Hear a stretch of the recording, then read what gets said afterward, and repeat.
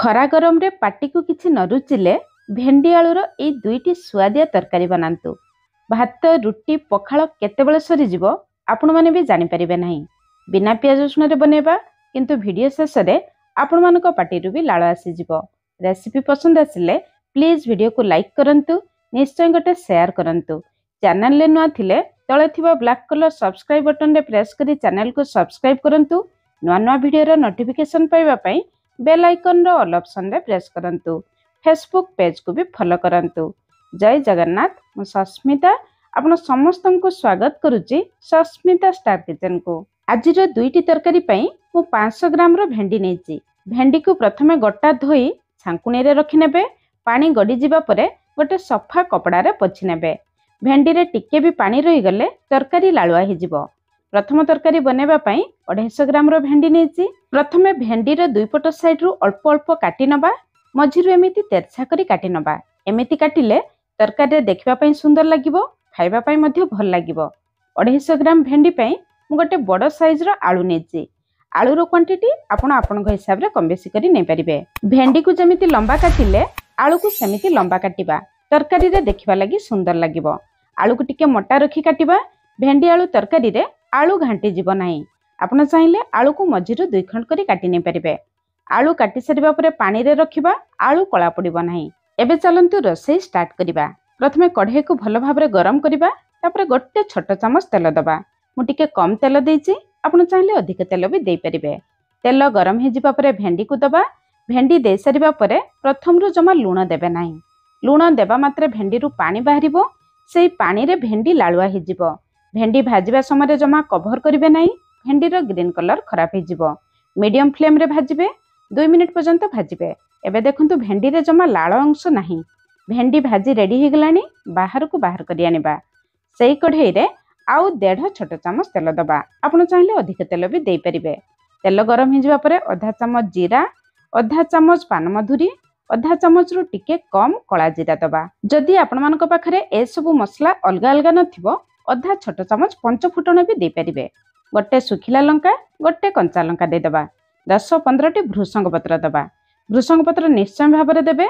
बिना पियाज रसुण भेंडी तरकारी रे बहुत बढ़िया बास्ना आसीबो। भृसंग पत्र फुटी जिबा परे काटी रखिथिबा आलू को दे दबा। आलू को टिके हमें मसला सहित गळे नबा। एबे आलू भेंडी को देखि स्वाद अनुसार लूण दबा।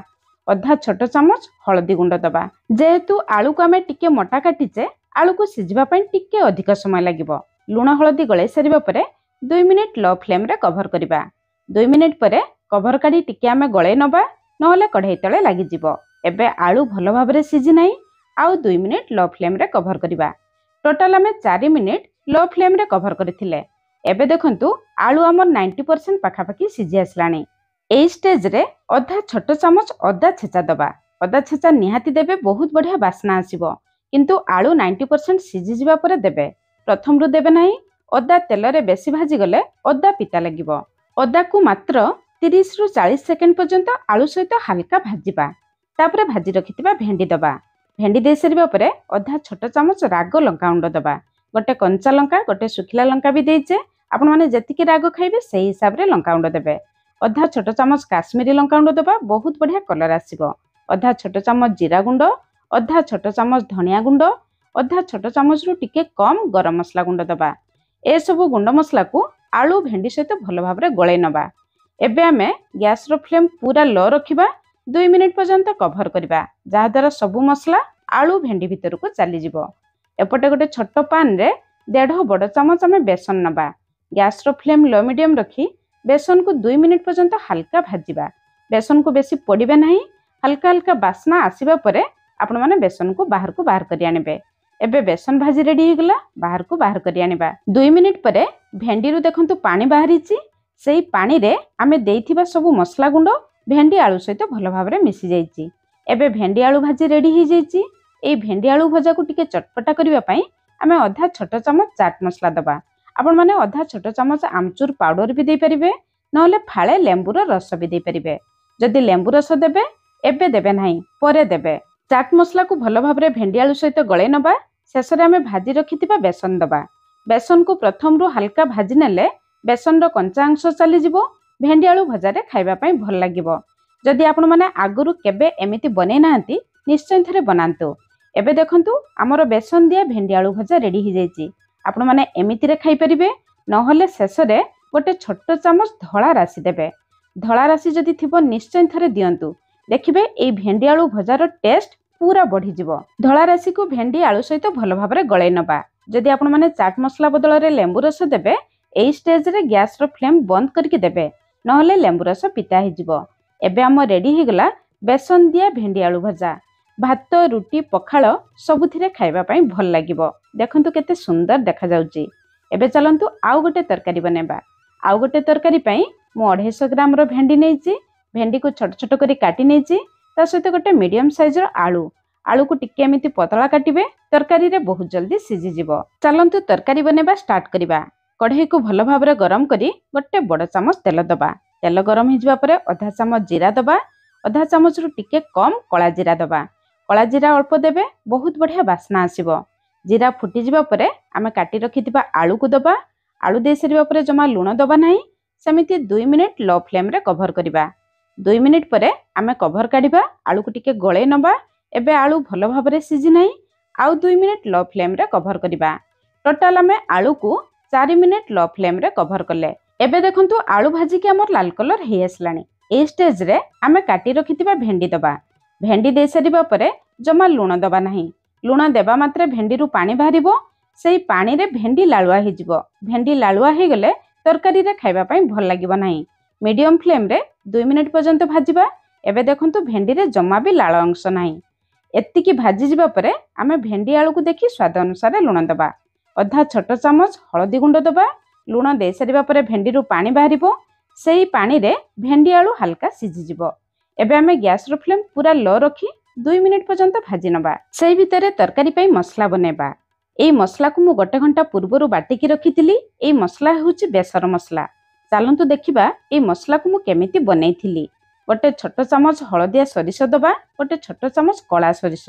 मु एठी 2 प्रकारर सरिष मिसेइकी नेइची।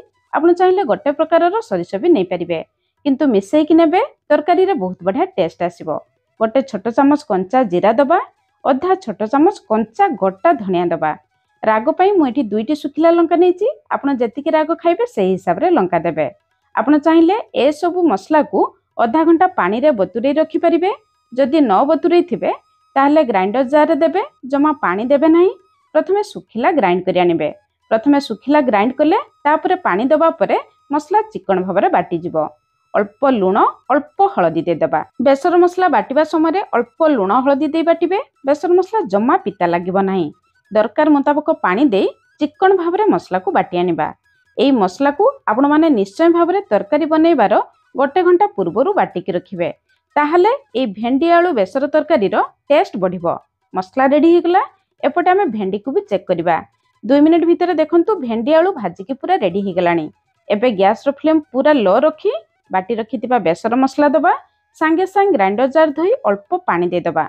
गोटे मिनिट हल्का कसिबा। बेसर मसला को बेसी कसिबे नाही, नहले पिता लागि पारे। एबे दरकार मुताबक पानी दबा। आपण माने एई तरकारी रे झोल केते रखिबे से हिसाब रे देखिकी पानी देबे। मु एठी 1.5 ग्लास पानी देली। पानी दे सरिबा परे आउ जमा कवर करिबे नाही, नहले भेंडी आलू बेसी सिझी जिवो। तरकारी रे बेसी घांटी जिवो। 2 मिनिट मीडियम फ्लेम रे सेमिति आमे फुटे नबा। 2 मिनिट परे एठी आमे आलू को चेक करिबा। आलू देखंतु आलू हमर भल भाबरे सिझी गलानी। भेंडी भी देखंतु भल भाबरे सिझी जाईची। झोल भी देखंतु केते सुंदर देखा जाउची। आलू सिझी जिबा परे तरकारी रे खटा पई आमे गोटे आंबुल दबा। आंबुल को धोई 5-10 मिनिट पानी रे बतुरै देबे। तरकारी रे बहुत जल्दी सिझी जिवो। गोटे बड़ साइज रो टमाटो दबा। टमाटो दबा टोटाली ऑप्शनल अछि। आपण केवल आंबुल रे बनै परिबे, किंतु बेसर तरकारी रे अल्प टमाटो देबे। खाइबा पई बहुत बढ़िया लागिबो। जदि आपण माने टमाटो देबे नाही ताहले 2टी आंबुल देबे। जदि आंबुल टमाटो मिसेइकी देबे, गोटे आंबुल गोटे बड़ साइज रो टमाटो देबे। एबे आउ 2 मिनिट आमे मीडियम फ्लेम रे फुटे नबा।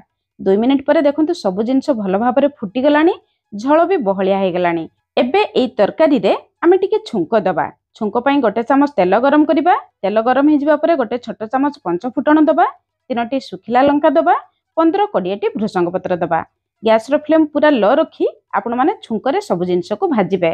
शेष रे 2 पिंच आमे हिंगु दे दबा। हिंगु दे सारिबा परे आउ 20 रु 30 सेकेंड पर्यंत आपण माने छुंक को बनाइबे। तापरे गैस रो फ्लेम पूरा बंद करिबा। गैस रो फ्लेम बंद करी अधा छोट चमच काश्मीरी लंका गुंड दबा।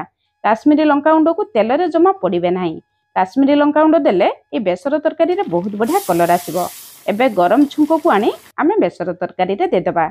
सांगे सांग 1 मिनिट पर्यंत कभर करिबा, जहा द्वारा छुंकर बास्ना तरकारी भीतर को चली जिवो। 1 मिनिट परे कभर काढी छुंक को तरकारी सहित भल भाबरे मिसै नबा। एबे हम रेडी हे गला बिना प्याज रसुण रे भेंडी आलू बेसर तरकारी। तरकारी देखंतु केते सुंदर देखा जाउची। आपण माने निश्चय थरे बिना प्याज रसुण रे भेंडी रो ए दुईटी तरकारी को बनांतु। केमिति लागला निश्चय कमेंट्स करी जणाइबे। आज पई रहिली पुणी देखा हबा नुआ रेसिपी रे। धन्यवाद।